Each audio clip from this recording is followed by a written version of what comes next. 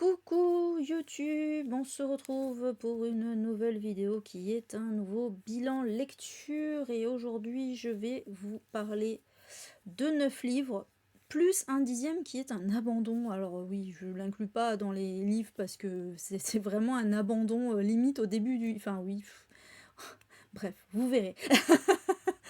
Vous verrez.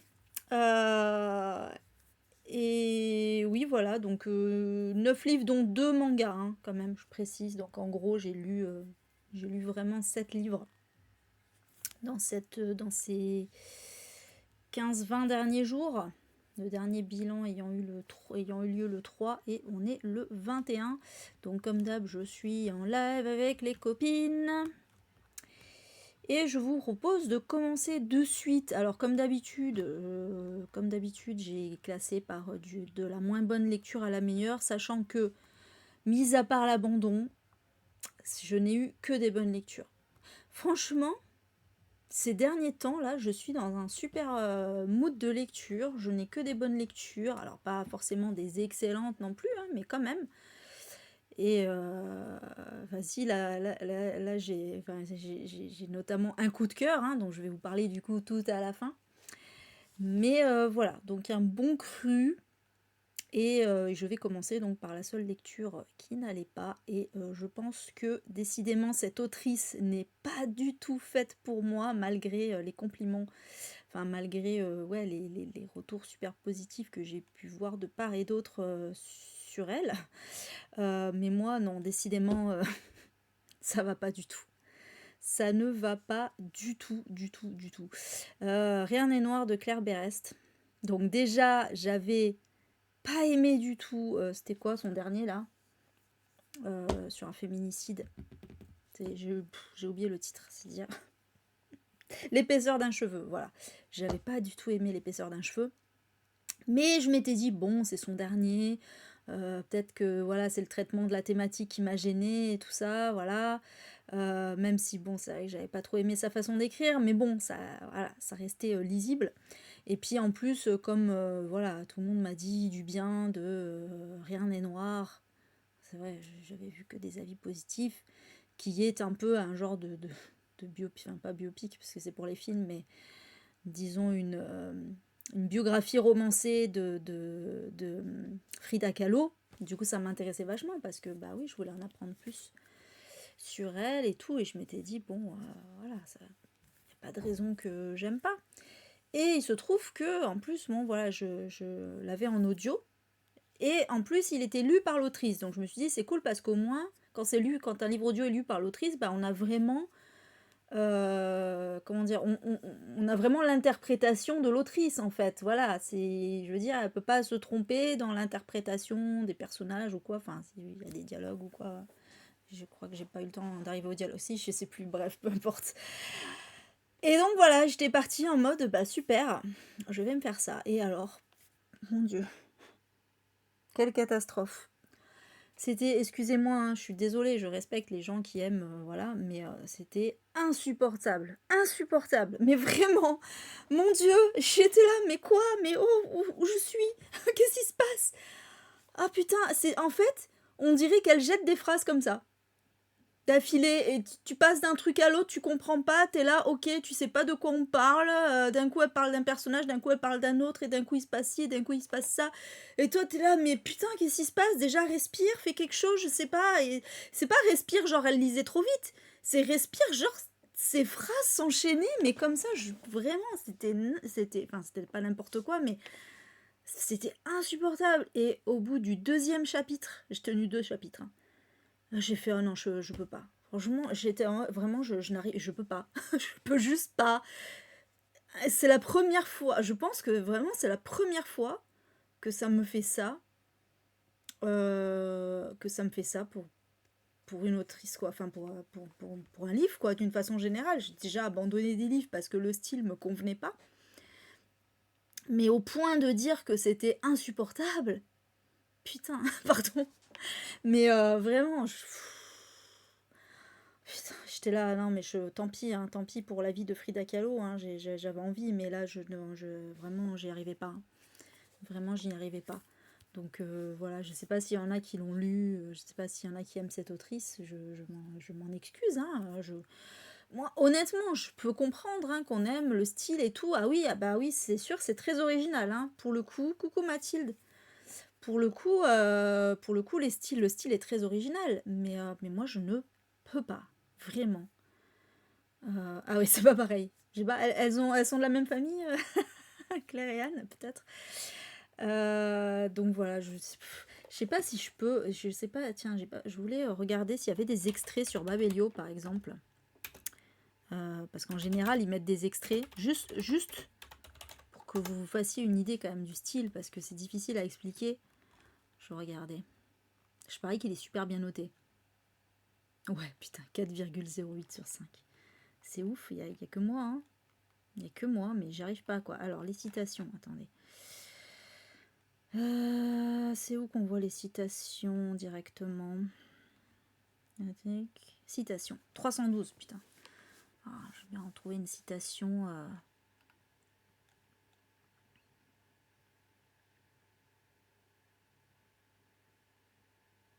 Voilà. Mais rien que celle-là, déjà, voilà, je vous lis. Donc, il raconte des histoires de Paris, de Moscou, d'Italie et d'Espagne, les coulisses des intrigues politiques de son pays, les pyramides de Teotihuacan à l'aube, l'imbattable Goya, l'inexprimable beauté de son Mexique, terre riche et sévère, misérable et exubérante. Ses souvenirs de fêtes à Montparnasse avec le poète français Apollinaire. Il invente la moitié, c'est son habitude, et sublime le reste, c'est son charme puissant, parce que tout dans sa bouche sans fond sonne plus vrai que la réalité.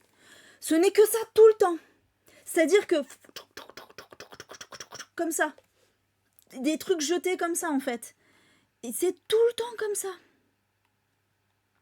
Qu'est-ce que tu veux? Je ne suis pas toi, Diego. J'ai essayé, mais je ne suis pas toi. Je n'ai pas envie d'être célèbre. Je me fous de la reine. Je me fous de ces pince-fesses de bourgeois. Je ne suis pas en train de forger une carrière. Moi, je ne me bats pas, Diego. Je passe la moitié de ma vie à l'hôpital à me faire charcuter comme si j'étais un bout de viande sur l'étal d'un boucher. Je ne suis pas malade, je suis brisée. Putain, elle a réussi à faire une phrase sans virgule, déjà.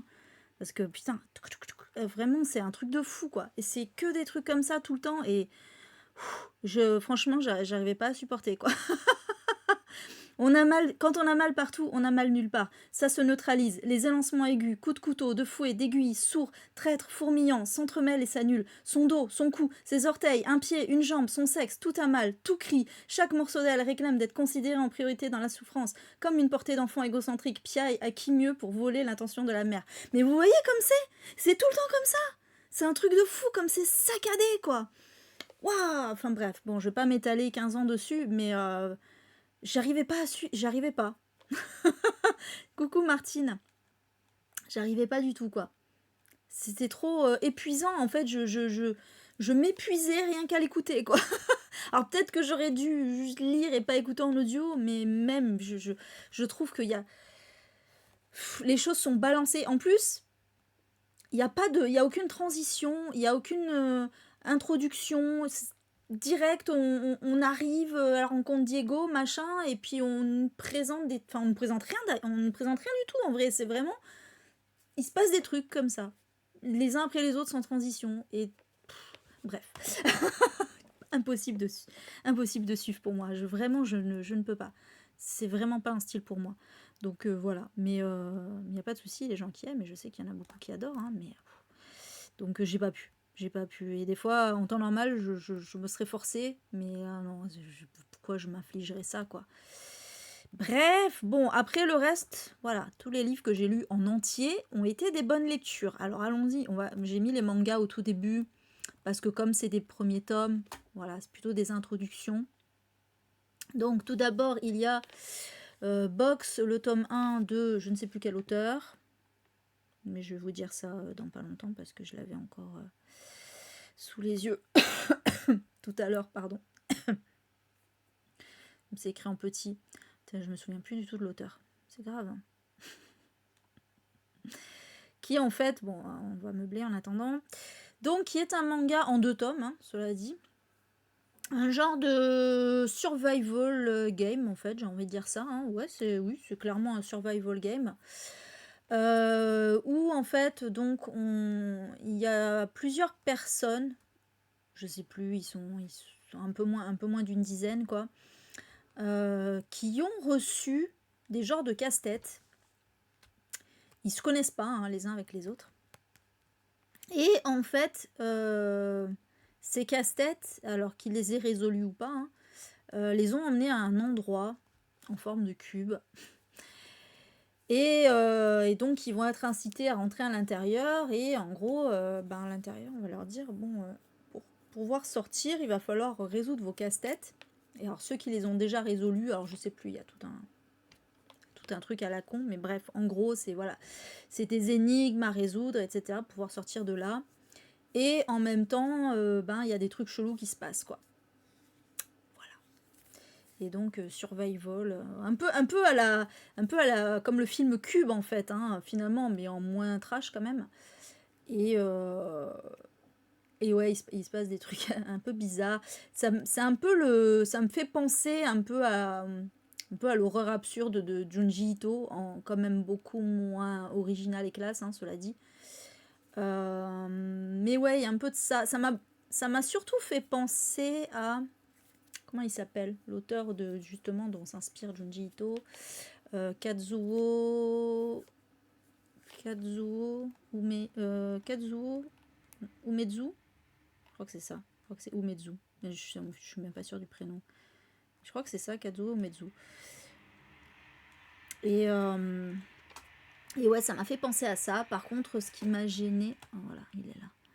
Par contre, ce qui m'a gêné, c'est que les dessins sont affreusement moches. Et en fait, c'est très bizarre parce que du coup, je pensais que c'était la réédition d'un vieux manga. C'est vrai que d'ailleurs, je voulais regarder... Oh, putain, merde, je l'ai un peu en tout petit, là. Je voulais regarder en quelle année ça avait été publié, ce manga. Donc du coup, je vais regarder avec vous. Alors, l'auteur, c'est... Putain, mais décidément, on ne veut pas me donner le nom de l'auteur. Hein. C'est un truc de fou, il n'y a rien à faire. Toutes mes excuses pour ce petit contretemps. Est-ce qu'il y a moyen de voir la couverture en grand au moins? Non, même pas. Si, merde, pardon. C'est Daijiro Moroochi. Voilà. Putain, je me rappelais même pas quoi. Daijiro Moroochi.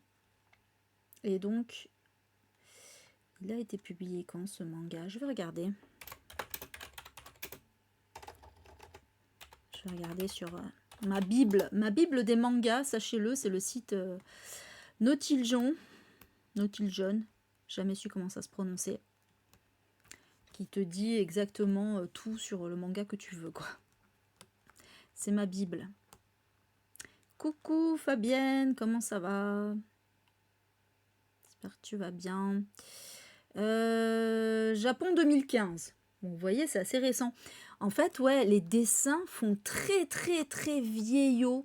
Comme les tout premiers mangas de Junji Ito ou de Kazuo Umezu, là, justement. Et en fait, sur le coup, voilà, je pensais que c'était une réédition d'un vieux manga, parce que souvent, maintenant, comme les œuvres de Junji Ito, etc., il y a beaucoup de choses qui sont rééditées. Et jusqu'à ce qu'à un moment, dans le manga, je vois l'une des protagonistes qui sort son téléphone portable pour éclairer. Et genre, un smartphone, quoi. Et j'ai bugué. J'étais là, ça faisait trop anachronique, en fait.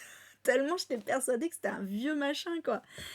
Tellement les dessins font très vieillots. Mais sinon, ouais, c'était sympa. J'achèterai la suite, du coup. Hein. On me l'avait offert pour mon anniversaire, celui-là. Ouais, voilà, ils disent, oui, c'était un genre de labyrinthe, évidemment.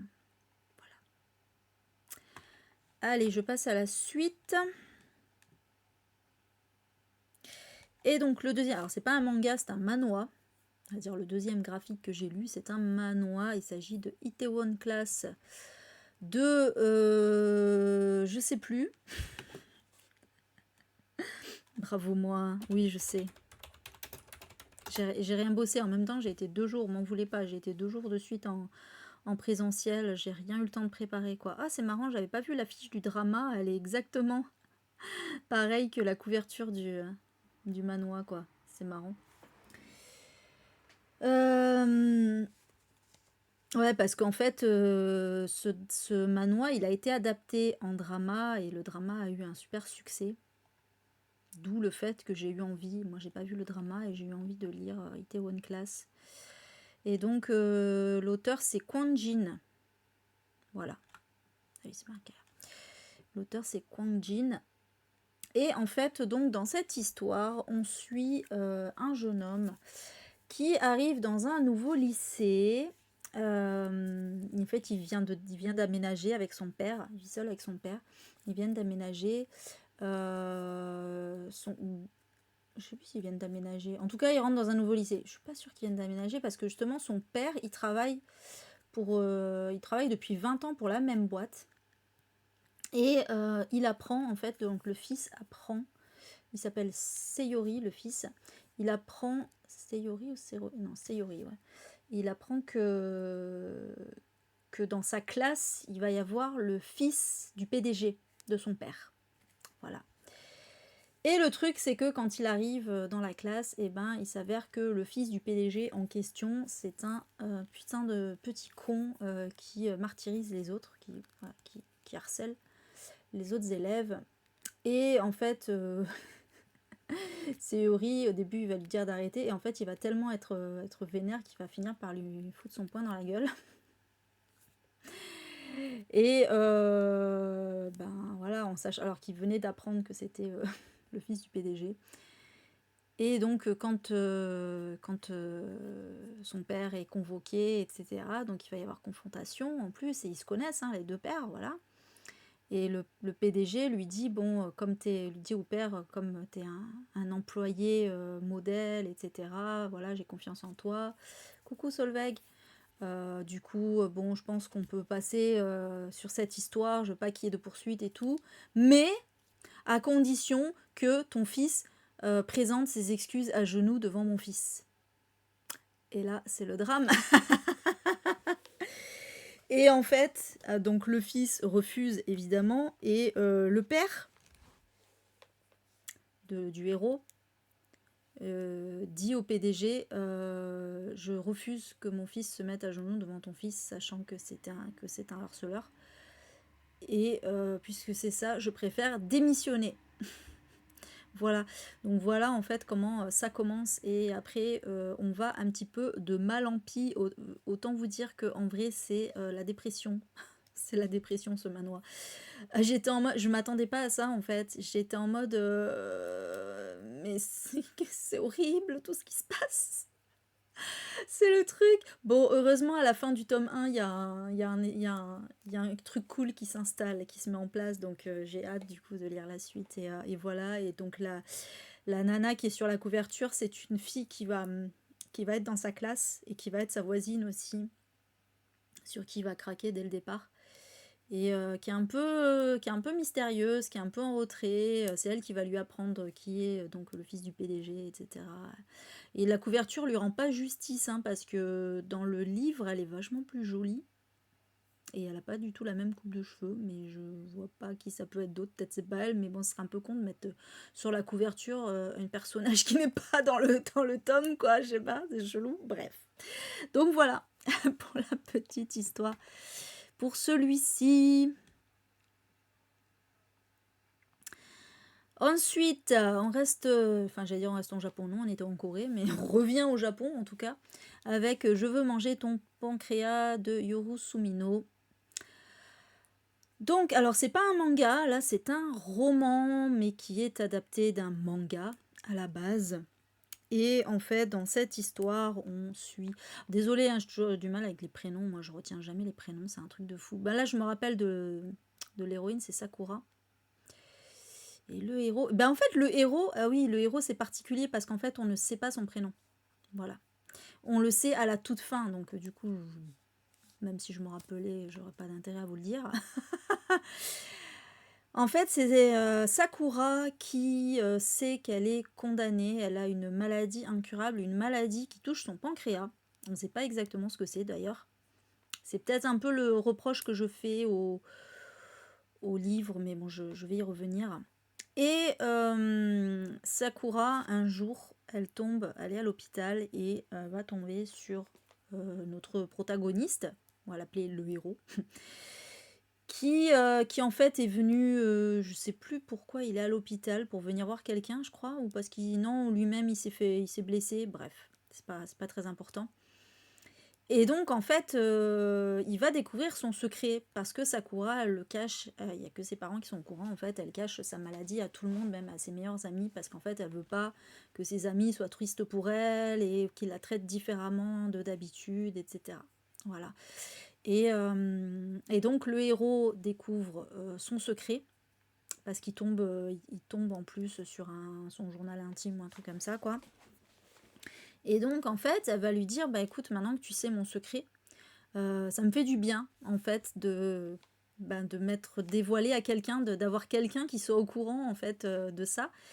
Et du coup, en fait, elle va plus le lâcher en mode, voilà, parce qu'elle va lui demander à chaque fois de faire des activités ensemble pour pouvoir un peu être libre de parler de sa maladie et tout. En fait, quand j'y pense, il y a un côté un peu toxique dans le truc, parce que limite, elle lui impose le truc, alors que lui, il a peut-être pas envie. En fait, ce qui est assez drôle, entre guillemets, c'est que le héros, il est super solitaire, taciturne, même misanthrope, voilà, il aime pas du tout la compagnie des gens, alors que elle, et oui, encore celui-là, bah, je fais mon bilan, alors que elle est hyper, comment dire, hyper volubile, hyper avenante, etc., euh, hyper joyeuse. Et du coup, voilà, c'est deux personnalités totalement opposées. Et au final, ils vont un peu s'apprivoiser l'un l'autre comme ça. Et c'était une très belle histoire, même si, voilà, bon, les euh, deux petits défauts, c'est ouais, voilà, déjà cette relation qui est un peu particulière quand même au départ. Et aussi le fait que bon, sa maladie soit pas très crédible parce qu'on ne sait pas ce que c'est. Ça aurait amené un peu plus de réalisme si on avait su, je sais pas, ça aurait pu être un cancer du pancréas par exemple. Pour le coup, cancer du pancréas c'était parfait parce que, enfin c'est horrible de dire ça, pardon, mais c'est mortel dans 99% des cas, quoi, voire peut-être 100% même, malheureusement. Le pancréas, je crois que c'est vraiment un organe plus que vital. Et au moins ça aurait été plus logique. Mais le truc c'est que le problème c'est qu'ils ont voulu lui inventer une maladie. Et c'est là en plus, c'est là que ça devient encore moins réaliste. Qui ne provoque aucun symptôme, quoi. Donc en gros, alors oui, elle prend des médicaments, mais en gros, elle pète la forme. Elle pète la forme, voilà. Tout va bien, elle peut vivre normalement, sauf que elle sait qu'elle va mourir, quoi. Bon, ouais, ok. Ils le disent en plus, elle le dit en plus, oui, j'ai la chance, grâce au progrès de la médecine, j'ai pas de symptômes. Bon, bref, bon, on passe le truc parce que, ok, c'est l'important dans l'histoire, c'est pas tant la maladie que la relation entre les personnages et tout ça. Et voilà, bon, c'est très triste. En plus, il y a un retournement de situation sur la fin aussi, peut, qui est pas mal et qui en même temps, je me dis, bon, est-ce que c'était vraiment la peine de faire ça? Je sais pas. C'était vraiment en mode ironie du sort, quoi. Mais, euh, mais voilà. Mais dans l'ensemble, ça a été une bonne lecture. Et voilà, oui, j'avoue, j'ai un peu pleuré. J'avoue, j'ai un peu pleuré. Voilà pour celui-ci. Alors, notre ami Stéphane, qui va certainement rappliquer, du coup, vu qu'on parle de lui. Avec les éphémères, voilà, écoutez, il m'a proposé vu que j'avais aimé ses autres romans. Coucou Julie, ça va très bien et toi? Il m'a proposé donc de lire Les éphémères, qui a été, je rappelle, un coup de cœur pour Malo, qui était venu en parler. Moi, j'ai beaucoup aimé. J'ai beaucoup aimé. Par contre, ça n'a pas été un coup de cœur comme Kanaka. Kanaka, j'avais vraiment adoré. J'ai moins aimé que Kanaka, mais j'ai quand même beaucoup aimé cette histoire. J'avoue que voilà, j'aime bien l'humour absurde de Stéphane, hein. C'est vrai que j'adorais le début dans l'aéroport où vraiment il se passe plein de situations complètement absurdes et le héros il vit ça en mode mais what the fuck, quoi. Et c'était assez drôle. En fait, l'histoire, on va peut-être commencer par parler d'histoire, hein, ça serait bien. Donc l'histoire, c'est un homme qui apprend que sa femme le quitte. Enfin, elle lui dit je veux faire un break. Bon, on sait ce que ça veut dire, hein, en général, je veux faire un break. Je veux faire un break, donc voilà. Et lui, il vient de revenir de voyage d'affaires. Donc il est à l'aéroport. Quand il apprend ça au téléphone, et là, en fait, c'est comme si il y avait un truc qui pétait dans son cerveau en mode je suis foutu quoi. Enfin, en mode je pète les plombs, je sais pas quoi faire. Et en fait, il bug. Il bug complètement, on peut le dire comme ça. Il bug complètement. Et du coup, il décide. Il est tellement perdu que il veut plus quitter l'aéroport. En fait, il décide de rester sur place. Voilà, parce qu'il sait plus quoi faire, en gros. Et donc, il appelle sa RH pour dire je vais être absent quelques jours. Et en fait, il reste à l'aéroport, il dort à l'aéroport et il rencontre des gens chelous, on va pas se mentir. Notamment un SDF, un vieil SDF qui perd un peu la tête. Euh, une vieille dame aussi qui veut absolument retrouver son mari, parler à son mari ou l'engueuler, je sais plus, enfin bref. Je sais plus, enfin voilà, plein de gens chelous comme ça. Et, euh, et donc voilà, il va arriver comme ça, plein de péripéties. Et c'était vachement cool. Alors après, bon, l'humour. Ce qui était bien dans Kanaka, c'est qu'il n'y avait pas l'humour de Shamak. En fait, le truc, c'est que dans ce roman, Shamak, enfin Stéphane, hein, Stéphane a mis beaucoup de lui-même. Oui, oui, c'est comme d'ailleurs il fait la référence dans le livre au film Terminal. Stéphane a mis beaucoup de lui-même dans ce livre. En fait, son personnage est un peu à son image, un peu beaucoup même parce qu'il y a des anecdotes qu'il raconte et qu'il a lui-même raconté à propos de lui, en fait. Donc voilà. Et oui, voilà, on sent que c'est un peu son incarnation, ce personnage, même si évidemment il y a beaucoup de divergences aussi, hein, notamment un drame qui est arrivé au personnage dans la vie, enfin j'espère, n'est pas, j'en sais rien en vrai, peut-être que c'est arrivé à Stéphane, mais bon, pas que je sache, en tout cas. Mais voilà, il a mis beaucoup de lui. Le problème, c'est que du coup, son personnage est tellement à son image que son personnage, ben, il fait des blagues douteuses, il a des réactions très réac, conservatrices, là, c'était mieux avant, tout ça, enfin voilà. J'étais là, putain, Stéphane. Bon, voilà, après, en dehors de ça, c'était quand même sympa à lire. Il y a des moments où j'avais l'impression d'être dans Cosmétique de l'ennemi de Nothomb, parce que, qu'il n'a pas lu d'ailleurs, je lui dis, mais il faut que tu le lises, parce que du coup, ça m'y a fait penser.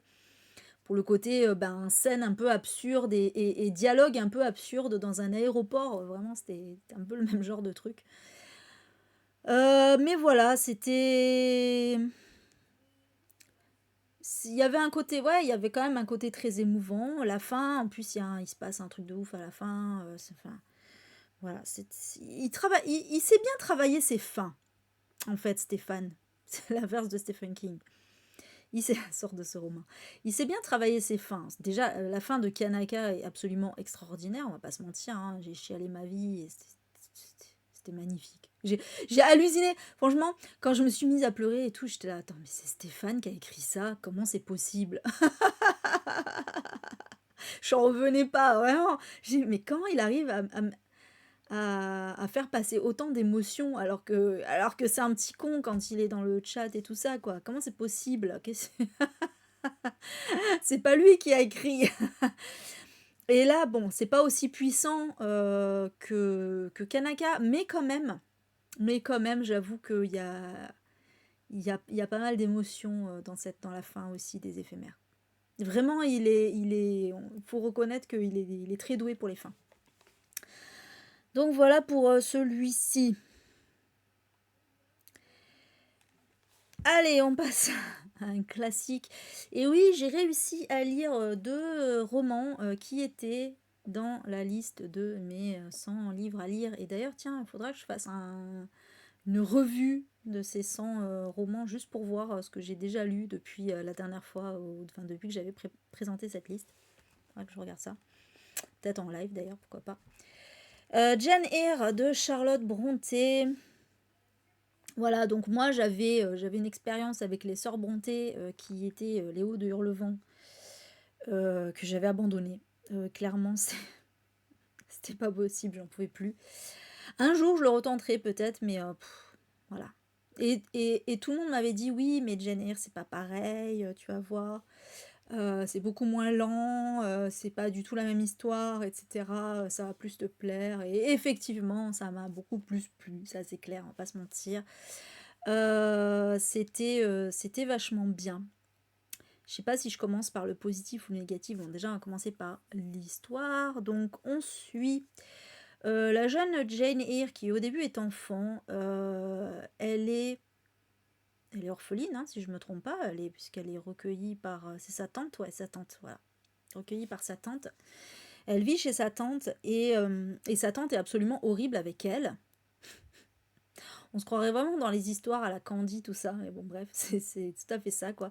Sa tante est horrible avec elle, genre, elle la déteste et tout, alors que la pauvre Jane, elle a rien fait de mal, quoi. Mais voilà, c'est une haine viscérale et en fait, elle va vraiment tout faire pour lui pourrir la vie tout le temps. Et Jane, elle en peut plus, quoi. Et en fait, le jour où elle a la possibilité de partir en pension, du coup, ben voilà, elle fait son possible pour y aller. Sa tante, elle est trop contente de se débarrasser d'elle. Et quand Jane Eyre arrive en pension, alors au début, ça va pas très bien se passer parce que en fait, il y a un prêtre qui va arriver pour dire à tout le monde que c'est une menteuse, c'est le diable qui est en elle, etc. Enfin bref, que c'est l'enfant le plus horrible qui soit. Sauf que ses camarades et professeurs vont vite se rendre compte que Jane, elle est super gentille, c'est une super bonne élève, etc. Elle est très appliquée, enfin voilà, il n'y a absolument rien à redire sur son comportement. Donc là, ça va aller mieux. Et en fait, on va suivre. Alors, je vais m'arrêter là parce que sinon, j'ai peut-être un peu trop raconté de choses. Mais en gros, on va suivre Jane ensuite dans sa vie d'adulte. Et il va y avoir notamment une romance.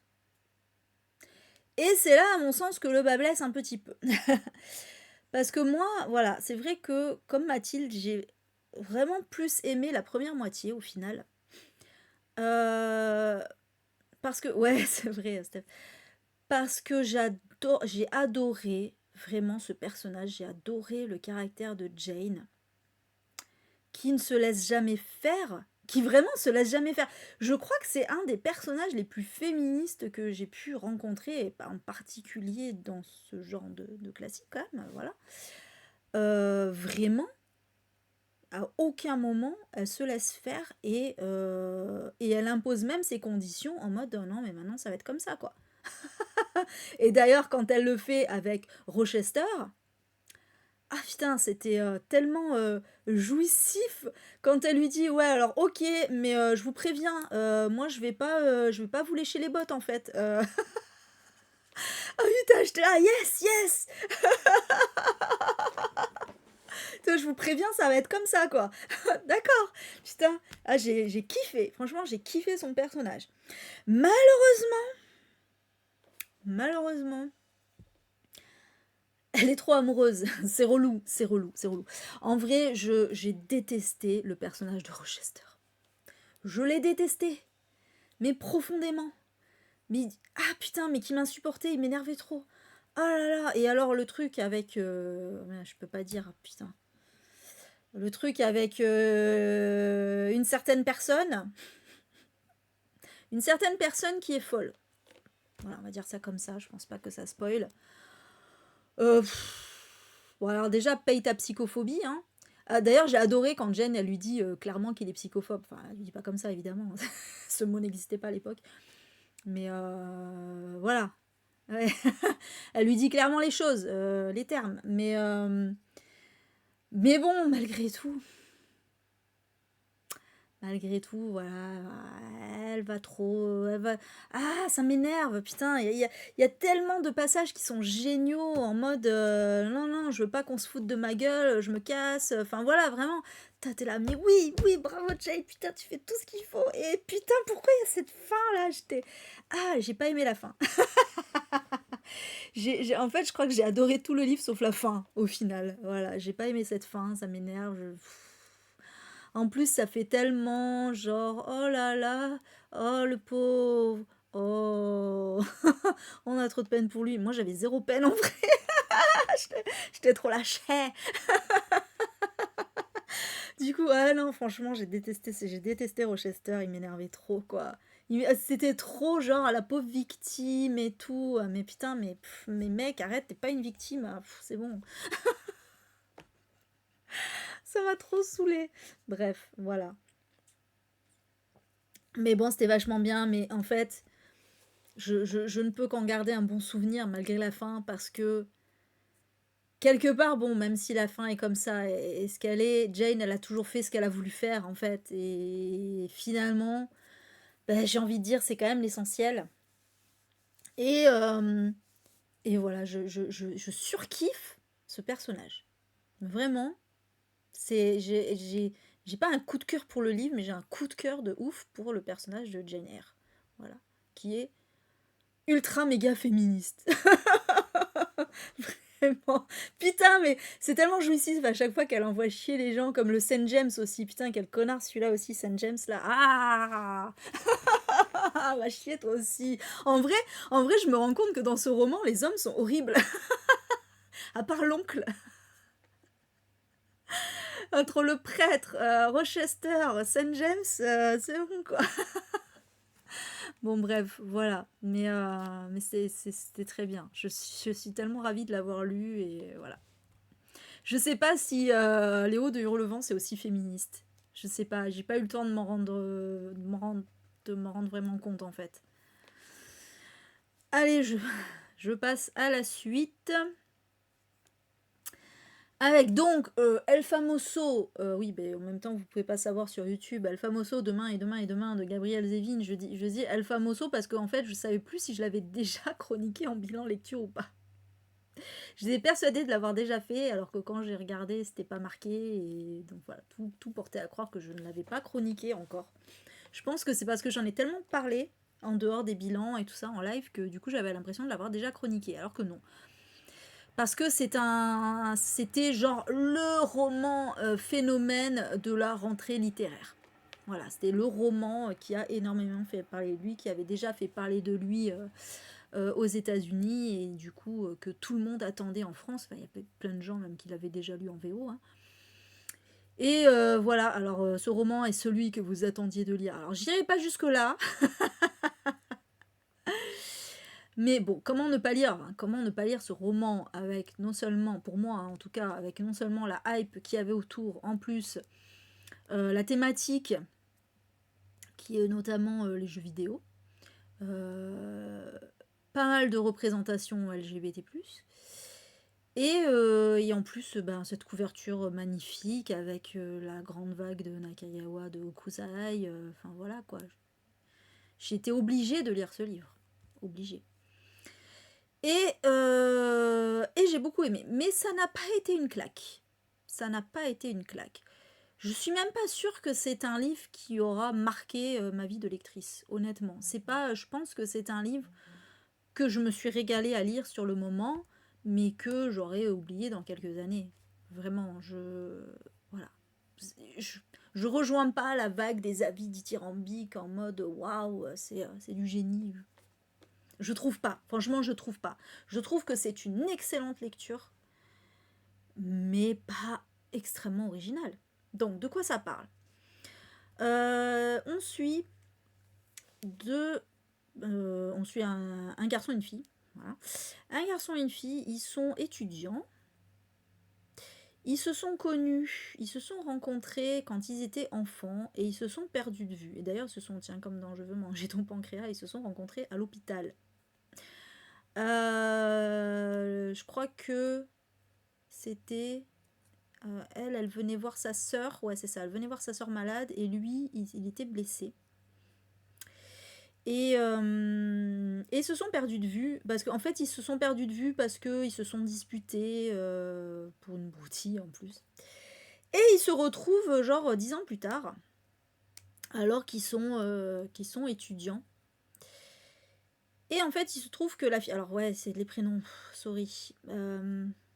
Attendez. Putain, ça va pas me revenir. Ah, c'est un truc de fou. J'ai vraiment du mal avec les prénoms, hein. C'est un truc de fou. Et je vais pas dire le garçon, la fille. Attendez, ça me perturbe là quand même. Demain et demain et demain. On va retrouver les prénoms quand même. Ce serait un peu dommage. C'est ouf, hein. Ah voilà, Sam et Sadie. Merci. Ah bah Stéphane, t'as loupé de peu ton livre, dis donc. Pour une fois, t'as pas... Et il est où ton instinct, là? Il est où ton sixième sens, là? En plus, j'ai dit, tiens, on parle de son livre, donc il va rappliquer. Eh ben, t'as bien rappliqué, mais trop tard. Désolé. Bon, tu passes en coup de vent après. Mais ça va très bien. J'espère que toi aussi. En tout cas. Voilà. Je suis en plein bilan lecture. Mais t'inquiète, j'ai dit du bien. J'ai dit un truc que j'avais pas dit sur Instagram, c'est que tu sais soigner tes fins. Tiens, j'aurais dû le dire ça. J'aurais dû le dire sur ma chronique Insta. Tu sais très bien soigner tes fins. Tes fins sont toujours très émouvantes. T'es très bien travaillé. Voilà. Putain. Je suis trop gentille, moi. Ta belle-sœur t'a dit pareil, c'est vrai. Donc voilà. Non, mais c'est vrai, hein, la fin de Kanaka était absolument sublime. Et celle des éphémères, c'est vrai qu'elle a été très émouvante aussi. Hein. C'est très, très fort à chaque fois. Hein. Et ce que je disais, c'est que j'avais pas l'impression que c'était toi, tellement c'était trop émouvant. J'arrivais pas à me dire que toi, Stéphane Chamac, tu réussisses à écrire des trucs aussi beaux et émouvants, quoi. Il y a un truc qui va pas. Ça se trouve, t'as demandé à quelqu'un d'écrire à ta place. À vous. Ah ouais, le fameux cerveau gauche de la créativité, là. De l'émotion, voilà. C'est le côté de l'émotion, c'est ça. Bah, ça serait bien que tu le laisses un peu plus parler, hein, peut-être, je sais pas. Donc, je reviens à Sam et Sadie de demain et demain. Il se trouve que Sadie, c'est un petit génie de l'informatique, enfin des jeux vidéo, très précisément. Et donc, elle est dans une classe avec un prof qu'elle admire beaucoup, qui leur demande de créer des jeux vidéo comme ça, et ensuite de se critiquer un peu les uns les autres. C'est très intéressant. Et en fait, le jour où elle va retrouver Sam va lui proposer, parce que Sam adore aussi les jeux vidéo, Sam va lui proposer de collaborer tous les deux pour créer un jeu vidéo. Ouais, c'est ça, Stéphane, j'ai bien compris, ouais. Et il se trouve que leur jeu va énormément marcher.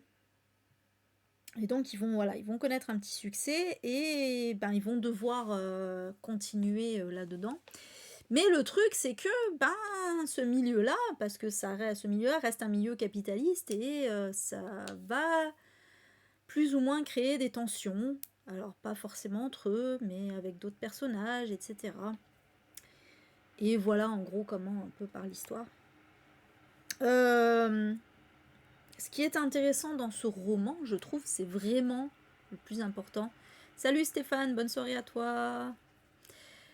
C'est vraiment les relations entre les personnages qui sont souvent très très bien travaillées. Qu'elles soient amoureuses, amicales, toxiques.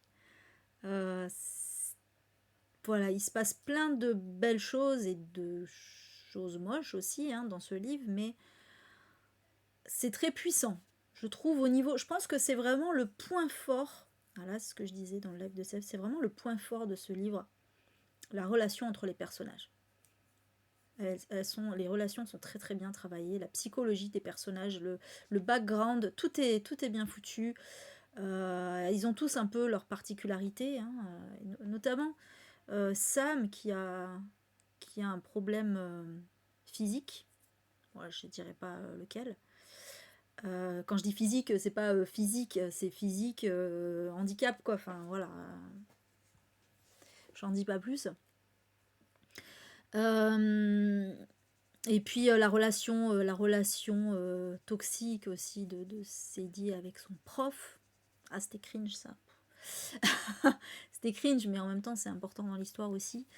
Donc voilà, vraiment c'est le positif. Après, si, alors si, il y a aussi une scène choc. Il y a une scène choc dans le livre qui m'a bien remué quand même. Et qui était intéressante à mettre dedans, je trouve. Pour le coup, ça aurait pu, c'est une scène où on aurait pu se dire ah c'est pas réaliste ou c'est too much ou quoi, mais je trouve qu'elle avait particulièrement bien sa place dedans et que ça apporte un côté politique aussi au roman. Donc c'est très très intéressant. Voilà, en dehors de tous ces points positifs, ce qui est déjà pas mal quand même, ça m'a pas transcendé. C'était sympa, on apprend des choses aussi un peu sur le milieu du jeu vidéo, sur le milieu de l'entreprise, hein, d'une façon générale, c'est clairement, voilà, monde capitaliste.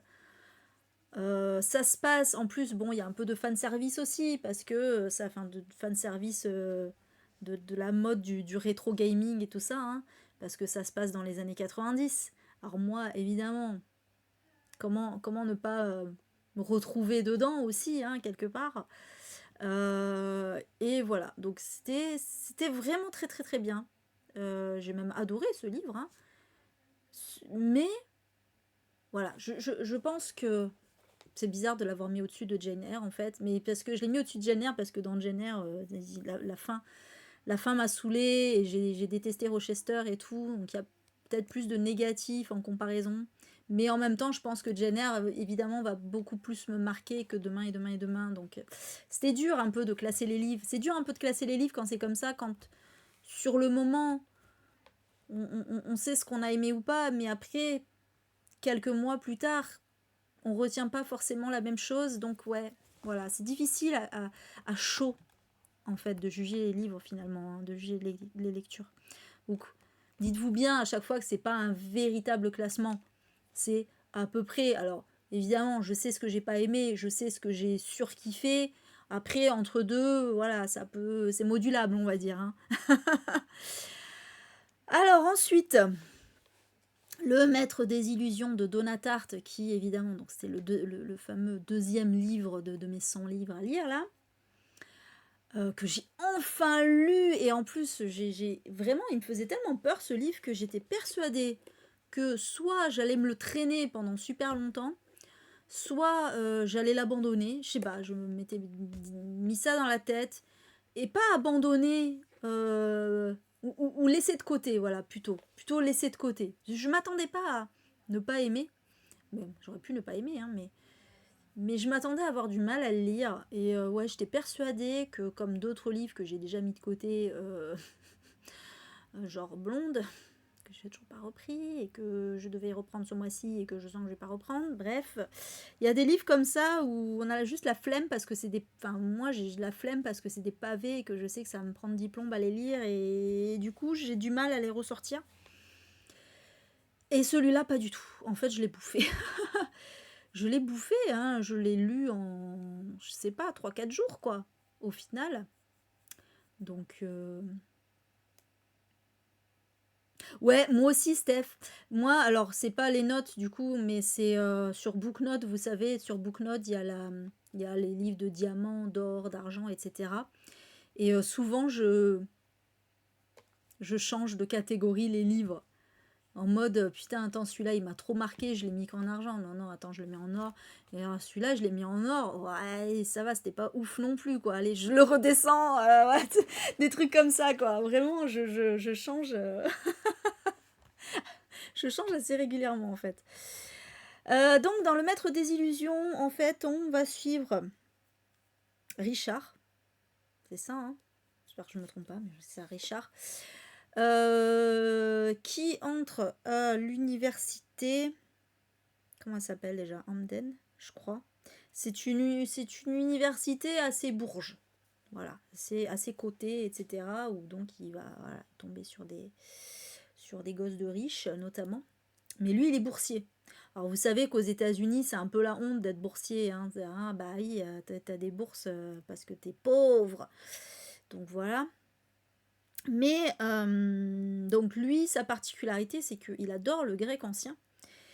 Et en fait, donc, dès qu'il arrive à l'université, il demande si, voilà, s'il y a un cours de grec, enfin, il a vu qu'il y avait un cours de grec ancien et tout ça, comment s'inscrire. Parce que vous savez comment c'est les campus aux États-Unis, hein. C'est tu choisis tes matières, en fait.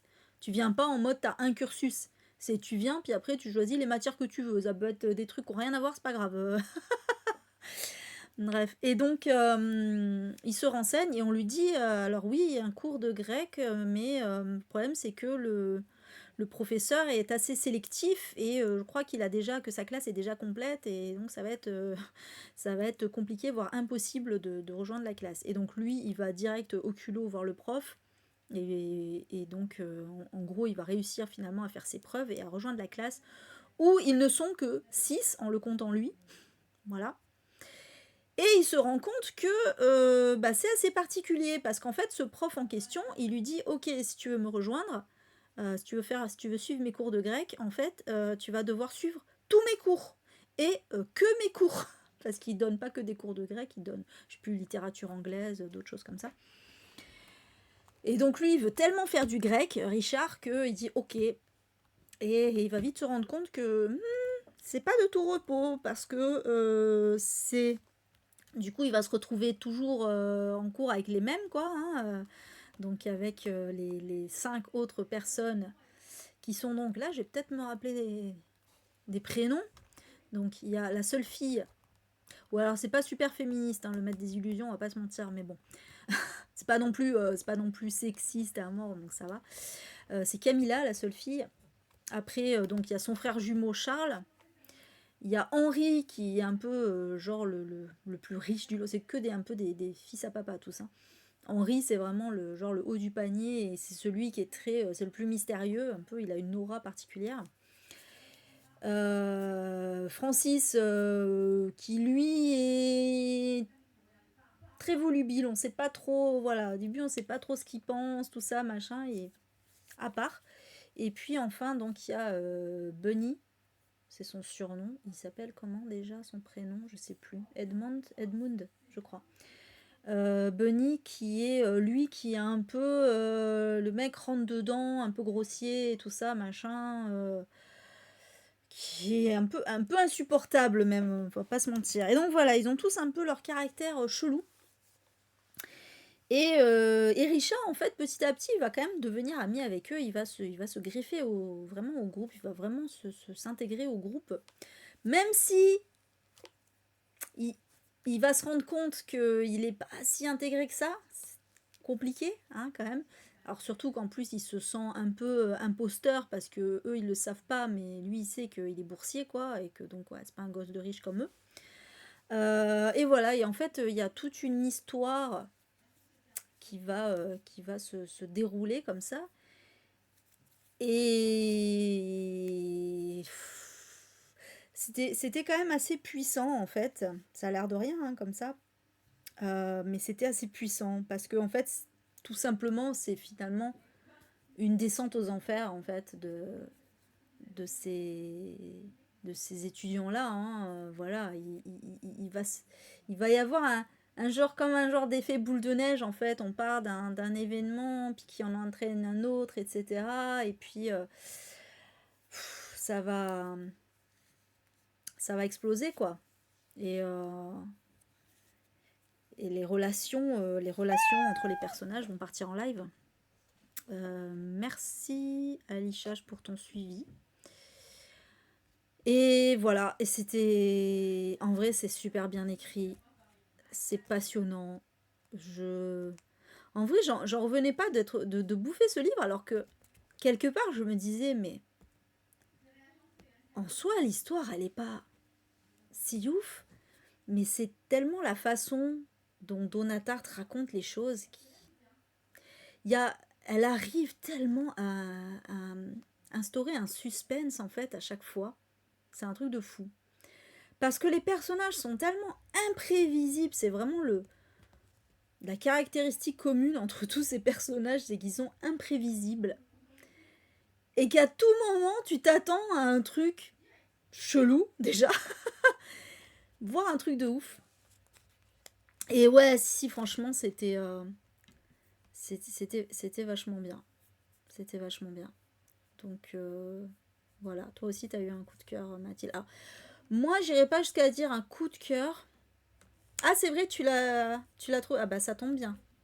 Bah, écoute, j'espère qu'il te plaira. Bienvenue ici, d'ailleurs, à Lichage. Bienvenue. J'espère qu'il te plaira autant qu'à moi. Alors je sais que il divise un peu ce livre, hein. Je sais qu'il y a plein de gens qui n'ont pas aimé, notamment ce qui revient souvent, et c'est vrai que je suis assez d'accord, c'est peut-être pour ça aussi que c'est pas un coup de cœur. Les personnages sont absolument insupportables. Les personnages, euh, ils sont détestables en vrai. Même le héros, hein, même le héros, t'as envie de le secouer parce qu'il est tellement mais naïf. Le héros, il est tellement naïf, t'es là, mais putain, mais mec, il fait le truc qui m'a trop énervé par rapport au héros, c'est qu'il fait absolument tout ce qu'on lui dit de faire. Mais sans réfléchir en plus. Et toi, t'es là, mais mec, mais pourquoi tu fais ça?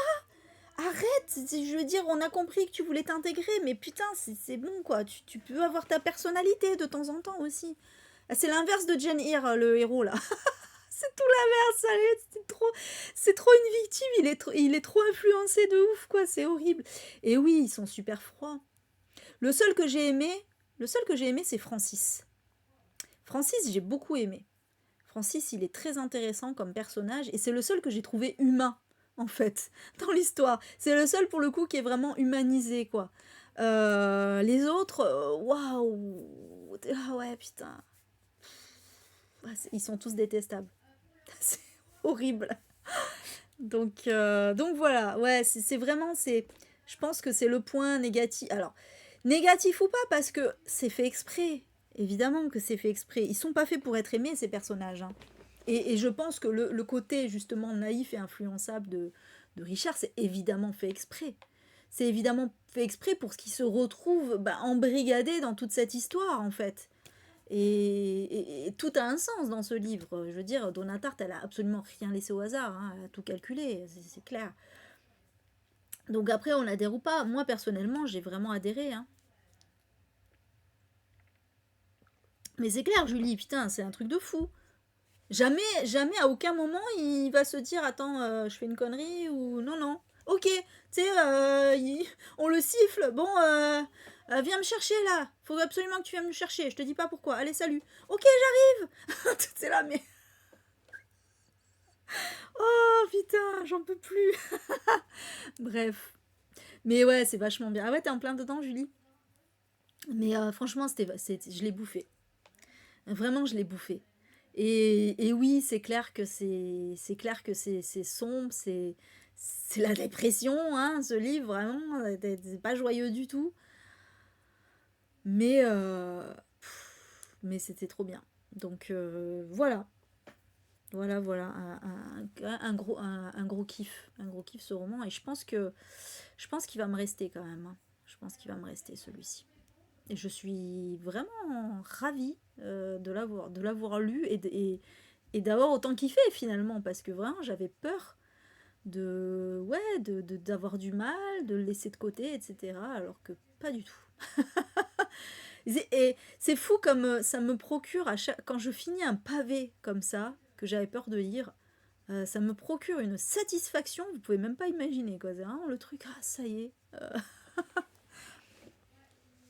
Donc, ouais, parfait, ouais, oui, c'est vrai, parfait. Parfait pour l'automne, tout à fait, Alisha, effectivement, c'est tout à fait ça. Donc voilà pour celui-ci, je crois qu'il m'en reste que deux. Hmm, il m'en reste que deux, mais après, si vous suivez mon Instagram, il n'y a pas trop de surprises, parce que les deux, je les ai chroniqués sur Insta, mais bon, vous suivez pas forcément toujours mon Instagram, vous avez peut-être pas vu les chroniques non plus, donc allons-y. Donc, un essai en bon père de famille de Rose Lamy. Alors préparez-vous pour la bagarre, c'est son compte Instagram à Rose Lamy, donc c'est pour ça qu'à chaque fois sur ses essais, il y a préparez-vous pour la bagarre, ce n'est pas le titre du livre. Je précise parce que moi je pensais que c'était dans le premier là, c'était défaire le discours sexiste dans les médias, je croyais que le titre c'était préparez-vous pour la bagarre et que défaire le discours sexiste c'était un sous-titre en fait, mais pas du tout. Donc c'est le deuxième essai de Rose Lamy. Après, bah, justement, défaire le discours sexiste dans les médias que j'avais absolument adoré. Parce que, voilà, justement, elle expliquait un peu le vocabulaire employé dans les médias pour finalement bah, totalement discréditer la parole des femmes, hein, et toujours euh, comment toujours excuser les agresseurs, etc. Et poser les femmes en bah, finalement en fautive, hein, c'est vraiment ça. Du coup voilà, c'était vraiment très analysé, sourcé, etc. C'était excellent. Et là, dans En bon père de famille, en fait, elle s'attaque à la question bah, justement du fameux bon père de famille. Parce que c'est bon, vous connaissez cette expression, hein, en général, quand on dit un bon père de famille, il n'y a pas si longtemps, c'était même inscrit dans le droit d'ailleurs, c'est pour dire comme quelqu'un d'honnête, qui fait les choses de façon intègre, etc. Quoi. Voilà. Et le truc, c'est que en fait, elle va en gros mettre en comparaison les bons pères de famille. Bisous Michel, bonne soirée, bonne nuit, merci d'être venu comme d'habitude. Les bons pères de famille ou les bons fils, les amis, les conjoints, etc. Hein, les hommes bien sous tout rapport, on va dire, avec ceux qu'on considère comme les monstres, qui est toujours l'autre, bien évidemment. Donc, par exemple, voilà, qu'est-ce qui différencie Jonathan Daval de Michel Fourniret? Pourquoi est-ce que Jonathan Daval, on l'a présenté comme le pauvre garçon qui était triste parce qu'il a perdu sa copine, et en fait mais il l'a tué mais c'était un accident, enfin voilà, mais maintenant il est mortifié, etc. Et pourquoi est-ce que Michel Fourniret, lui, bon bah c'est un tueur en série cruel et voilà, et horrible, alors que les deux ont tué des femmes en fait? Qu'est-ce qui différencie les deux? Et en fait, voilà, elle va comme ça un peu analyser finalement le discours. Bah, c'est encore un peu des médias aussi, mais des gens d'une façon générale, hein. C'est un bon comédien, ouais, c'est clair. déjà. Et en fait, le truc, c'est que tout simplement, c'est que les hommes déjà se protègent entre eux. Voilà. Et puis, il y a toujours le truc de oui, mais peut-être qu'elle l'a cherché aussi, et puis lui, il était aimé de tous, et puis voilà, et elle va faire ça pour plein d'autres mecs comme ça, hein, même Bertrand Cantat, et effectivement, on se rend compte à quel point voilà, il y a l'homme bien sous tout rapport et le monstre. Et c'était extrêmement intéressant, je trouve. Le monstre qui est souvent, d'ailleurs, soit il est représenté par les pires tueurs en série, soit il est imaginaire, en fait. Hein, c'est vraiment, genre, vous savez, le fameux viol dans une ruelle sombre par un inconnu, enfin, le truc qui arrive, certes, mais qui est très rare, puisque, bon, on le sait, hein, que la majorité des viols sont commis par des gens qu'on connaît, que connaissait la victime, en fait, hein, malheureusement. Donc, voilà. Mais oui, je sais, il pleurait pour de vrai, mais je me rappelle. Mais ça, elle en parle aussi. C'est une technique, hein, qu'ont les hommes comme ça, justement, de pleurer pour regarder, c'est moi la victime, etc. Et quand on sait, et c'est vrai que c'est horrible parce qu'elle rappelait quand même les faits. Et les faits sont que Jonathan Daval, il n'a pas tué sa copine par accident. Sa femme d'ailleurs, c'était sa femme. Il n'a pas tué sa femme par accident.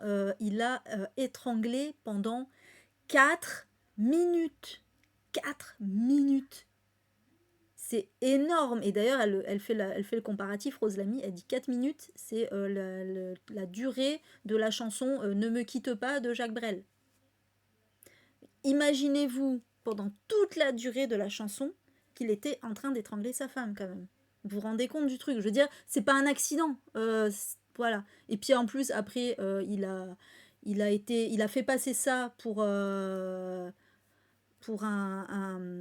meurtre de joggeuse, parce qu'il a fait croire qu'elle était partie courir. Il a brûlé son corps, putain, mais... Enfin, je veux dire, rien que ça, quoi. Et elle disait que même encore aujourd'hui, il y a encore des gens qui considèrent que le meurtre de Alexia Daval, en fait, c'est un meurtre de joggeuse. Alors que c'est pas du tout un meurtre de joggeuse, elle était chez elle avec lui, hein, voilà. Ils se sont disputés, et, c'est un truc de fou, quoi. Bref. Donc voilà. Mais bon, il a pleuré, alors Peuchérette, c'est qu'il regrette, c'était que c'était accidentel. Et donc c'était la plaidoirie de l'avocat qui dit, enfin voilà, l'avocat disait, ah mais c'était un accident. Ah bah oui. C'est vrai, pendant 4 minutes, c'est, ouais, enfin, t'as le temps de te dire que, t'as le temps de changer d'avis quand même, hein, putain, c'est ouf. Ouais, voilà, ouais, c'est ça, mais c'était un accident. C'était, il a pas fait gaffe. Il a voulu allumer sa cigarette et il a jeté l'allumette et ça a pris feu. Non mais, je vous jure, dans quel monde on vit. Bref. Donc voilà, en tout cas, c'est vraiment, encore une fois, un excellent essai de Rose Lamy, hein, qui raconte très bien les choses. Et toujours avec des études en source, etc. Hein, évidemment, hein, des statistiques, des citations, plein de choses. S'attaque pas mal aux faits divers aussi, le fameux ivre virgule que tout le monde connaît. Hein. Voilà, ça c'est un truc déjà dont elle avait parlé dans son premier essai aussi. Voilà, elle en reparle avec une autre dimension aussi. Donc voilà, donc préparez-vous pour la bagarre, c'est son compte Instagram. Où voilà, elle s'attaque souvent aux titres d'articles qui sont complètement pas mensongers, mais enfin presque quoi, qui font souvent passer le tueur pour la victime et inversement quoi. En gros, c'est un peu ça. Hein. Et donc voilà pour celui-ci. Et enfin, là, ça va être, ça risque d'être long, mais mon coup de cœur de ce mois-ci. Je ne sais pas s'il sera égalé avant la fin du mois, j'en doute quand même. C'est Chasse à l'homme de Gretchen Felker-Martin. Oh là là, ce roman. J'ai jamais lu un ovni pareil. Je crois que lui, pour le coup, c'est clair que il me restera en mémoire toute ma vie. Hein. Vraiment, je ne pense pas pouvoir l'oublier. Donc, dans cette histoire, on est dans un monde post-apo où en fait il y a eu, alors c'est pas vraiment une épidémie en fait, parce que c'est pas un virus, mais en fait tous les hommes et a fortiori surtout toutes les personnes qui ont un taux élevé de testostérone ont subi des dommages, en fait ils ont régressé, on va dire, voilà, ils sont devenus des monstres sanguinaires à l'état voilà, à l'état primitif en fait, hein, donc qui se sont mis à violer, tuer, bouffer les gens, voilà, limite des zombies quoi. Et des zombies intelligents, un peu plus en tout cas, même si des animaux sanguinaires quoi, on va dire, voilà. Et au milieu de tout ça, donc en fait, on va suivre deux héroïnes qui sont des femmes trans, des femmes transgenres, qui en fait, elles ont échappé à cette maladie, malgré le fait qu'elles aient un appareil reproducteur biologiquement masculin, je sais pas comment on peut dire ça, bref, pour ne pas dire autre chose.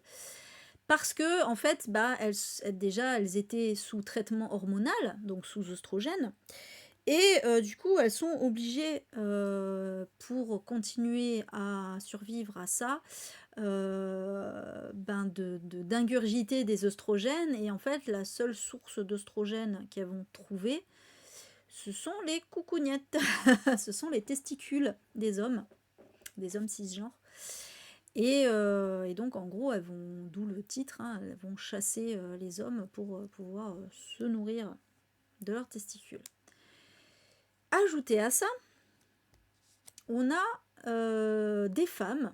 Alors, pas toutes les femmes, même si c'est vrai que c'est si je devais donner un petit bémol à ce livre, c'est qu'on a l'impression que toutes les femmes cisgenres, alors cisgenre c'est l'inverse de transgenre, hein, c'est femmes qui ont l'identité de genre, qui ont la même identité de genre que leur sexe biologique, quoi.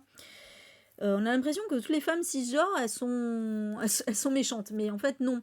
C'est juste que c'est un groupuscule en fait, et que ben, finalement les autres on les voit pas à part quand elles manifestent, etc. Et oui, bah oui, sache-le, Solveig, il y a des œstrogènes dans cette partie du corps. Voilà. Et oui, on sait que les hommes ont aussi de l'oestrogène, et apparemment c'est concentré là-dedans, quoi. Visiblement.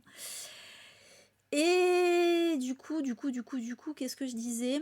Donc il y a un groupe de femmes qui sont des TERF, en fait. Les TERF, ce sont des militantes soi-disant féministes qui détestent les hommes, certes, mais surtout qui détestent les personnes trans parce que elles estiment que les femmes trans sont des hommes déguisés en femmes pour pouvoir mieux les agresser, que les hommes trans sont des traîtres à leur genre qui vont essayer d'avoir des privilèges masculins.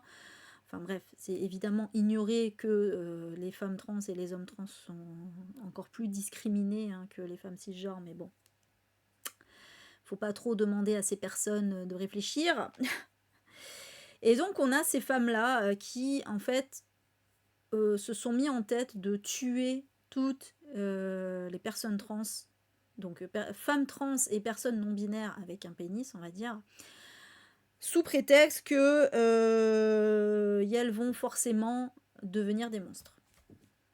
Voilà, donc elles se servent de ce prétexte-là, en gros, pour aller les assassiner. Et donc, on en revient finalement, ça c'est un truc que j'ai pas dit dans ma chronique Insta, mais on est clairement dans une réflexion nazie, hein, voilà, les juifs vont forcément faire du mal, et d'ailleurs on glisse un peu vers là aussi aujourd'hui avec les musulmans, hein, malheureusement, voilà, les musulmans c'est forcément des terroristes, c'est vraiment voilà cette pensée-là, et là c'est un peu ça aussi, et du coup ouais, on va vraiment avoir un espèce d'holocauste qui va s'instaurer quoi par rapport à ça, et c'était très dur. Alors voilà, gros trigger warning, hein, attention hein, avec ce livre qui n'est vraiment pas à mettre dans les mains de n'importe qui.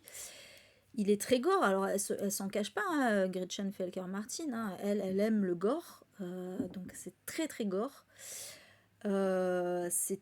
Il y a beaucoup de scènes de sexe qui sont des scènes cathartiques, qui s'intègrent très bien dans l'histoire en fait, mais qui sont pas spécialement romantiques, on va pas se mentir. Alors certaines si quand même, mais voilà, et surtout qui sont très crues. Voilà, je tiens à le préciser.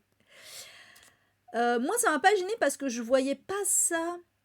La façon dont c'est écrit, voilà, ça n'a rien à voir avec le sexe qu'on peut voir dans les dark romances ou tout ça. C'était vraiment, ouais, voilà, c'était des scènes de sexe en fait pour dire, bah déjà, il y a un côté très tolérant dans le sens où, ben, il n'y a pas, voilà, il y a pas de genre et de sexe dans ce truc en fait. C'est pas grave, c'est pas, voilà. Et ouais, je comprends après, je comprends que, bah oui, je me doute, hein, je me doute qu'il y a plein de gens qui vont pas aimer du tout ça. Moi, c'est pas que j'ai aimé, mais c'est que ça m'a pas dérangé plus que ça.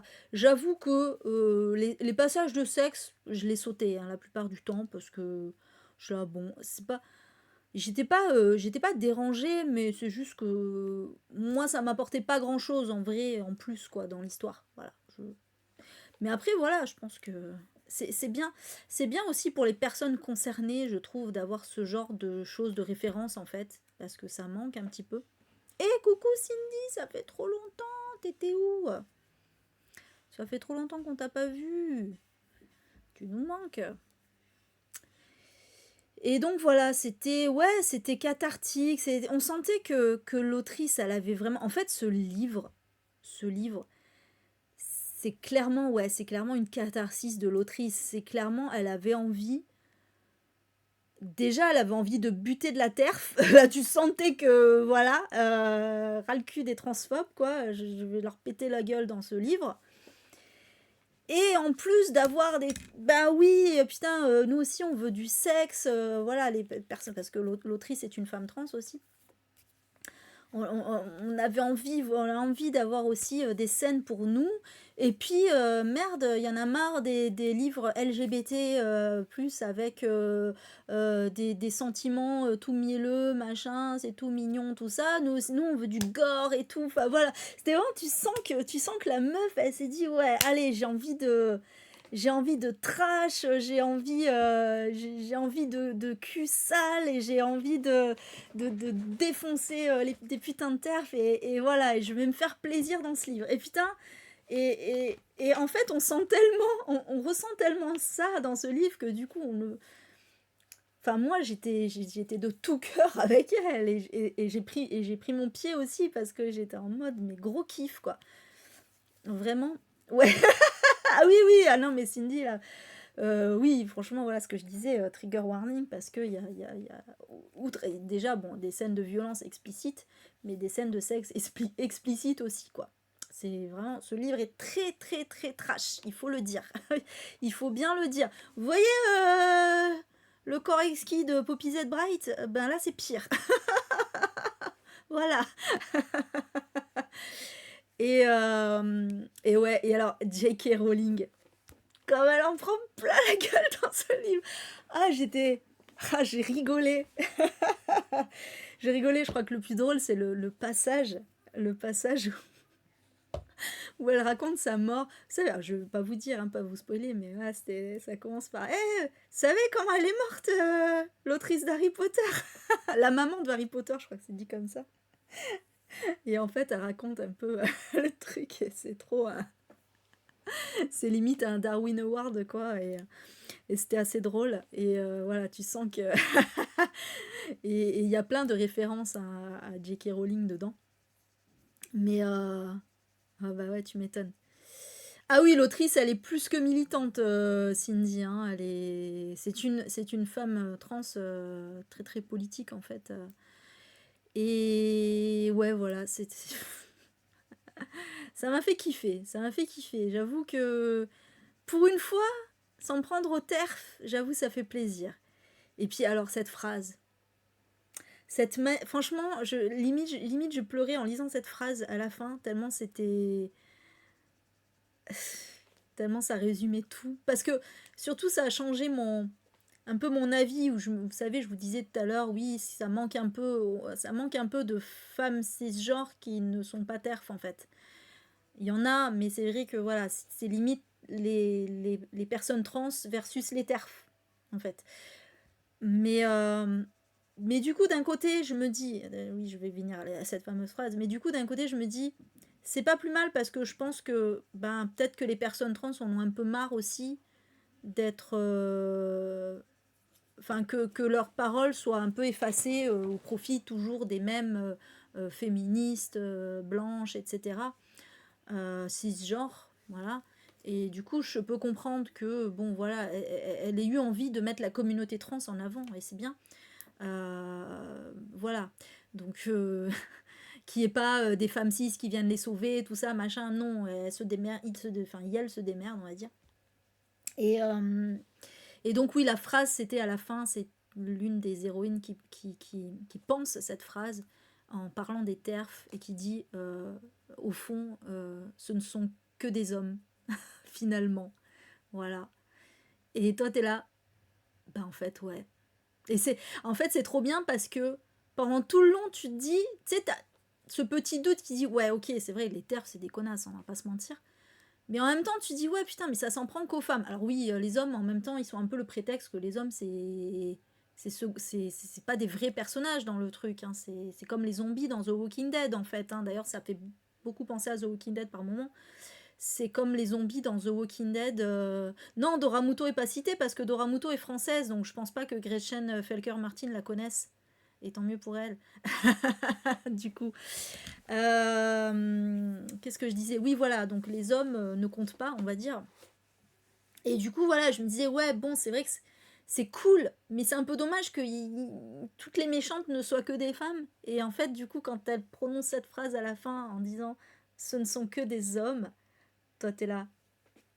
Yes. T'as tout dit, t'as tout dit. C'est ça, en fait. En fait, elles reproduisent finalement ce qu'elles sont censées détester.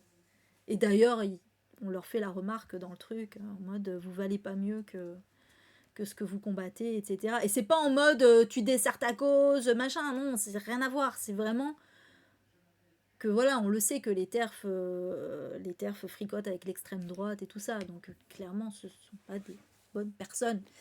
Mais, mais voilà. Sous prétexte de détester les hommes, en fait, elles détestent pas tant les hommes que ça, finalement. Elles s'en prennent plus aux personnes trans qu'aux hommes. Mais voilà, du coup, d'où ce ne sont que des hommes. J'ai adoré. C'était merveilleusement addictif et drôle et trash et militant, évidemment. C'est ultra militant. D'ailleurs, attention, voilà, il y a pas mal aussi de jargon militant dedans qui n'est pas forcément expliqué. J'avoue que moi, j'avais la chance de saisir pas mal de références. Mais je pense que le commun des mortels ne peut pas saisir toutes ces références. C'est impossible. Il y avait tellement de détails. Enfin voilà, c'est là que tu sens que la personne est ultra militante. Mais j'hallucine vraiment que Sonatine ait fait ce choix en fait. Enfin, je m'en réjouis, mais je veux dire, Sonatine, c'est une maison d'édition quand même très grand public. Et du coup, c'était quand même osé. C'était quand même osé de leur part. Et oui, clairement, il va pas plaire à tout le monde, mais même je suis persuadée qu'il ne va pas plaire au plus grand nombre. Franchement, je suis persuadée que pour aimer ce livre, déjà, il faut être un minimum féministe. Et pas féministe TERF, hein, évidemment. Et il faut être un minimum militante, et il faut aimer ce qui est trash aussi, parce qu'on peut être militant et être trigger par pas mal de choses aussi, hein, voilà. Donc il faut aimer ce qui est trash, il faut voilà, ne pas être trigger par tout ce qui est viol. Attention, hein, la transphobie est très très très violente. Alors là, c'est pas des viols, mais il y a des viols, mais c'est plutôt par les hommes. Mais par contre, torture, meurtre, enfin voilà, quoi, ça y va. Il y a une scène, putain, j'en ai pas parlé sur Insta, il y a une scène, mon Dieu, je vous la raconterai pas, hein, je vous rassure, mais qui est absolument dégueulasse et pour le coup, qui m'a trigger.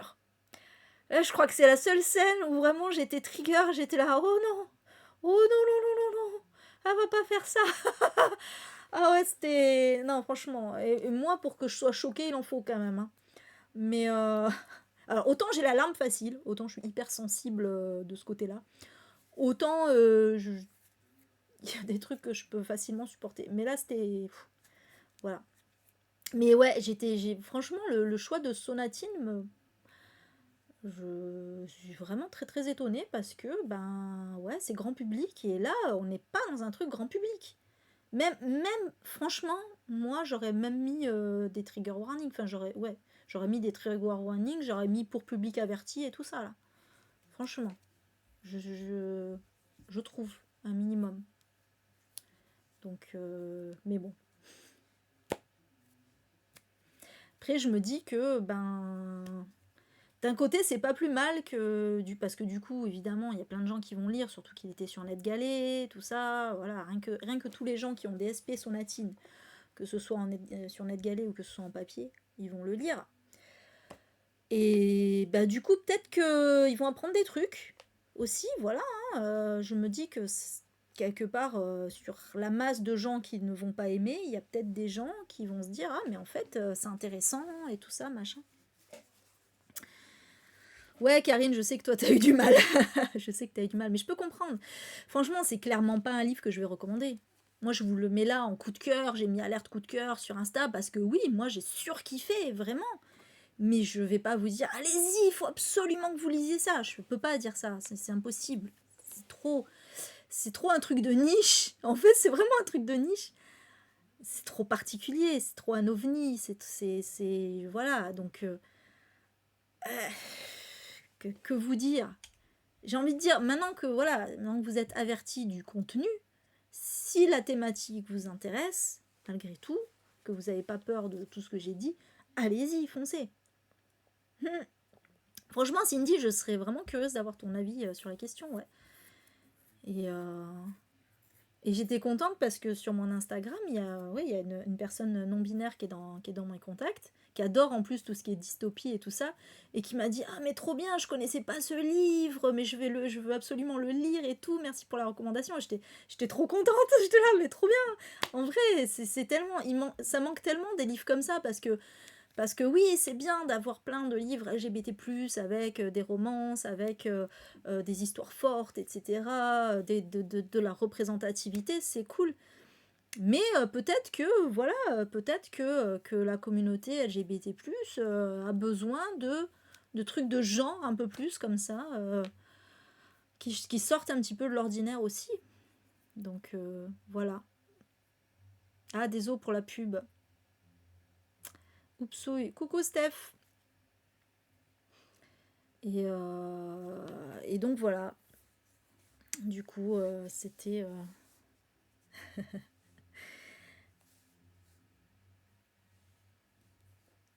Ouais, c'est particulier, hein. Alichage, ben écoute, merci.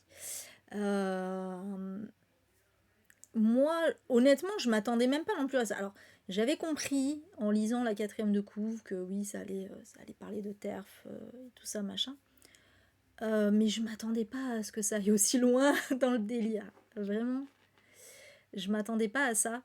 Euh, mais j'ai été agréablement surprise. Et du coup, bah, voilà. Je me dis que si ça peut faire des recommandations à des gens qui ont un peu besoin de ça aussi, hein, qui en ont marre un peu des trucs peut-être un peu trop gentillés, bah voilà, c'est cool parce que les fans de Poppy Z Bright, hein, par exemple, il y a Barbara là qui me disait ah ouais, trop bien, j'ai trop envie de le lire parce que moi j'adore Poppy Z Bright et tout.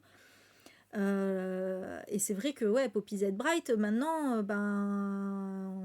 on le voit plus trop. Hein. Je dis le, il me semble que c'est un homme trans, hein, Poppy Z Bright. On le voit plus trop. Donc, du coup, ça renouvelle un peu le genre, on va dire. Ouais, si t'as pas aimé celui-là, Karine, je suis pas sûre que t'aimes Poppy Z Bright. Alors après, en vrai, moi j'en ai lu qu'un seul de lui, mais c'est le pire.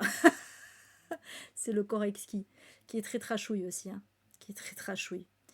Mais donc voilà. Mais il est connu hein, pour faire des livres assez glauques, assez dérangeants aussi, et qui en même temps mettent en avant la communauté LGBT+. Donc voilà. Ouais, il faut. Poppy Z Bright. Le Korexki, en fait, c'est l'histoire d'un tueur gay qui va rencontrer un autre tueur gay et qui vont se mettre en couple. Je vous laisse imaginer. Et tout ça sur fond d'époque du sida, en fait. Enfin, voilà quoi. Où le sida venait d'exploser. Autant vous dire que c'est pas joyeux et voilà. Ah, c'est vrai. C'est vrai. Voilà, voilà. Donc, écoutez, j'ai fait le tour. J'ai fait le tour. Je pense ne rien avoir oublié. Écoutez, j'espère que ce petit bilan vous aura plu. Lecture en cours, lecture en cours. Je suis en train de lire un autre livre de la rentrée littéraire. Je suis en plein à la rentrée littéraire, mais c'est parce que j'ai des SP net galets de la rentrée littéraire. D'ailleurs, ah oui, tiens, d'ailleurs, bonne nouvelle. Ils m'ont accepté mes deux dernières demandes, là, je pensais vraiment pas. Les enfants du lac. Je suis trop contente. Et l'autre c'était Je ne suis pas la fille mexicaine dont vous rêviez. Voilà, j'avais très envie de lire aussi, donc ces deux-là, je vais les lire pour octobre. Et là, je suis en train de lire La mesure de Nikki Erlich. À chaque fois, je dis Elric, mais en fait, c'est pas Elric, c'est Erlich. Je suis dyslexique. Ouais, Nikki Erlich. La mesure, c'est un genre de... C'est une dystopie, hein, disons-le clairement, dans laquelle, en fait, tous les habitants de la Terre de minimum 22 ans, de 22 ans et plus, quoi, ont reçu une boîte dans laquelle il y avait, donc par l'opération du Saint-Esprit, on ne sait pas, dans laquelle il y avait une cordelette, et en fait, ils vont se rendre compte que la longueur de cette cordelette correspond à la longueur de leur vie. Et alors, ça va entraîner ça va avoir des conséquences dramatiques sur toute la population. Bisous Karine, bonne nuit, merci d'être venue comme d'habitude. Toi aussi tu t'en vas Steph? Ah non, tu regarderas parce que t'as loupé le début. Je suis bête. T'es en train de lire Triste Tigre? Ah, je connais pas. Je connais pas. Et donc, ouais, la mesure, voilà, livre très politique, mais excellent. Sur finalement, la thématique, c'est un peu comment on arrive à créer des discriminations, hein, c'est un peu ça. C'était vachement bien. Ça marche, Steph. Ah oui, les éditions Paul. Pardon. Je connaissais pas du tout. C'est un livre de cette rentrée littéraire. Ah oui, effectivement, mais je le connaissais pas celui-là. C'est bien. Ouh là, oui, d'accord, ok. C'est bon. J'ai repéré la thématique. Ok. Ah ouais, ça doit être dur à lire. Hein. Témoignage terrible d'inceste, ouais. Ok. Ok, ben, il faut que je le note. Donc voilà, ma lecture en cours, c'est ça. Et en fait, j'en ai pas d'autres. Parce que j'ai pas recommencé de manga, j'ai pas recommencé de livre audio, vu que suite au fiasco de Claire Berest, je savais pas du tout quoi lire. Je vais peut-être partir dans le commerce des allongés. Je sais pas trop encore, je me tâte. Et j'ai rien en papier non plus. J'ai qu'une lecture en cours. C'est la première fois que ça m'arrive, dis donc. Mais bon, ça va pas durer. Ok. Ok, Cindy, bah c'est bon à savoir alors. Très bien, très bien.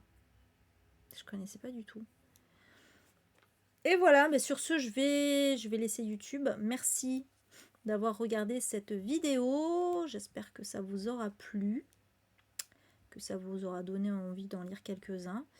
Et puis, je vous dis, le prochain rendez-vous chez Boulot, ce sera les sorties d'octobre. Bon, j'ai déjà fait ma sélection. Mais ça a été dur. Hein. Ça a été dur parce que qu'est-ce qu'il y a comme bonne sortie en octobre?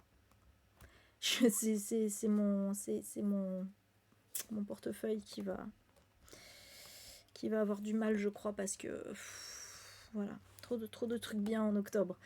Bref, et du coup, je vous montrerai ça dimanche soir. Vous aurez la vidéo lundi, normalement. Tout va bien. Merci beaucoup, je vous fais des bisous YouTube. À bientôt.